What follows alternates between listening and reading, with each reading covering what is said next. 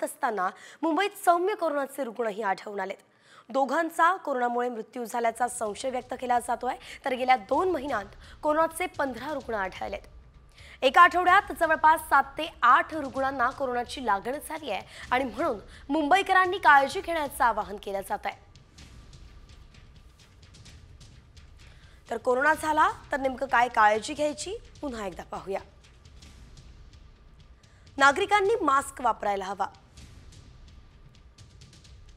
डोळे, नाक आणि तोंडाला स्पर्श करणं टाळायचंय।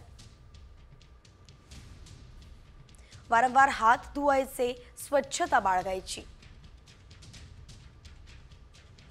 डॉक्टरांच्या सल्ल्यानंच नियमित औषधं घ्यायची। हलक्या आणि पौष्टिक अन्नपदार्थांचा आहारात समावेश करा।